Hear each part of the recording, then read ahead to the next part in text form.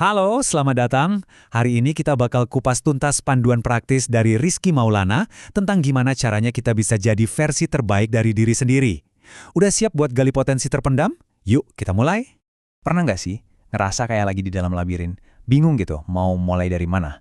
Rasanya kayak stuck, jalan buntu, dan di kepala tuh isinya pertanyaan, gimana ya caranya biar bisa lebih baik? Atau langkah pertama tuh apa sih? Nah, buku ini pakai metafora labirin yang pas banget, dan ini adalah titik awal kita. Dan ini dia nih, pesan intinya yang kuat banget. Rizky Maulana itu seolah-olah bilang, "Hey, kita semua ini punya harta karun loh. Potensi itu tuh ibarat permata yang masih kotor, belum diasah. Sebenarnya udah ada di dalam diri kita masing-masing.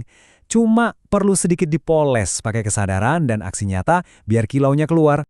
Oke, pertanyaannya sekarang, gimana cara molesnya? Nah, langkah pertama, kita harus bikin peta dulu. Kan logis ya, sebelum kita jalan kemana-mana, kita harus tahu dulu kita lagi ada di mana. Inilah yang disebut tahap kenali diri. Yap, kuncinya di sini, kesadaran diri. Langkah paling awal buat ngebuka potensi itu ya, kenal sama diri sendiri secara mendalam. Ini fondasinya loh. Kalau kita tahu apa kekuatan kita jadi lebih pede. Sebaliknya, kalau kita sadar apa kelemahan kita jadi tahu, oh, disinilah area gue buat bertumbuh. Nah, salah satu alat yang ampuh banget buat bikin peta diri ini adalah analisis SWOT. Strengths atau kekuatan itu hal-hal yang emang udah jadi jagoanmu. Weaknesses atau kelemahan, ya area yang perlu kita tingkatkan. Terus ada opportunities, peluang dari luar yang bisa kita manfaatin. Terakhir, threats atau ancaman, ini tantangan dari luar yang perlu kita waspadai. Anggap aja ini kayak kompas pribadi buat navigasi. Oke, peta udah di tangan. Sekarang kita butuh mesinnya kan? Sesuatu yang bikin kita bergerak maju. Nah, mesin itu adalah kebiasaan. Percuma punya rencana bagus-bagus kalau cuma di atas kertas. Tindakan yang konsisten, itu yang benar-benar bikin ada perubahan dan momentum. Kalian pernah dengar soal prinsip 21/90? Gini konsepnya, katanya butuh waktu sekitar 21 hari buat otak kita ngebentuk jalur baru untuk sebuah kebiasaan. Dan butuh 90 hari biar kebiasaan itu jadi otomatis, jadi bagian dari gaya hidup kita. Kuncinya itu bukan soal harus sempurna tiap hari loh, tapi soal konsistensinya. Terus aja lakuin. Ini nyambung banget sama konsep Atomic Habits-nya James Clear. Idenya simple. Kita nggak perlu kok bikin perubahan yang drastis, cukup fokus aja buat jadi 1% lebih baik setiap hari. Awalnya mungkin nggak berasa ya, tapi efeknya itu kayak bunga majemuk, numpuk, numpuk, numpuk. Dan seiring waktu, hasilnya jadi luar biasa.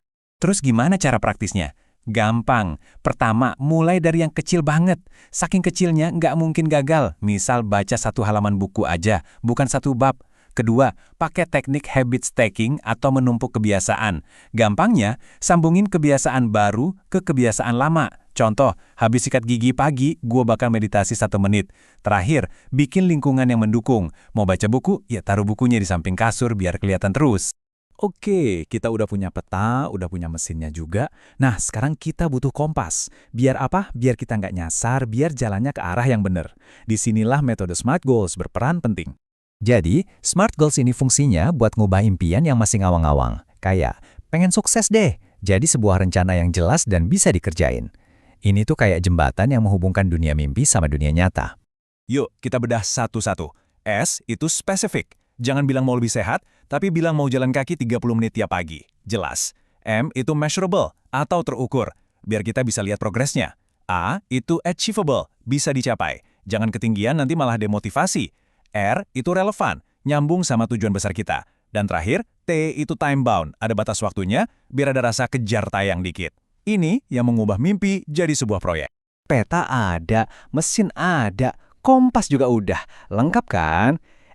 Tunggu dulu. Ada satu lagi yang krusial banget, bahan bakarnya. Bahan bakar internal kita yaitu pola pikir. Serius deh, tanpa mindset yang pas, rintangan sekecil kerikil pun bisa kelihatan kayak tembok raksasa.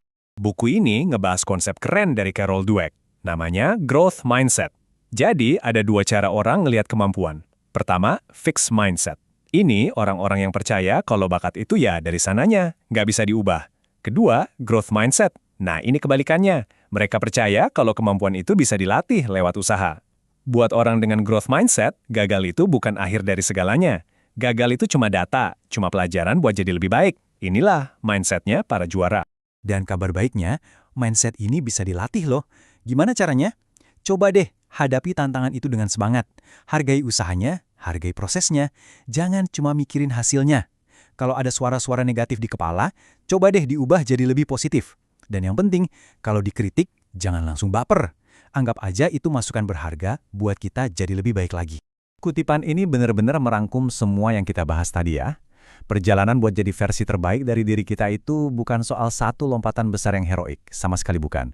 Tapi ini soal kumpulan langkah-langkah kecil yang kita ambil setiap hari secara sadar dan konsisten.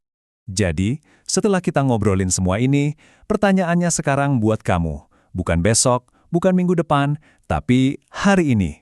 Coba pikirin, apa satu langkah super kecil yang bisa kamu lakuin sekarang juga buat mulai perjalanan ini? Pilih satu aja. Terus lakuin, karena semua perubahan besar selalu dimulai dari sana.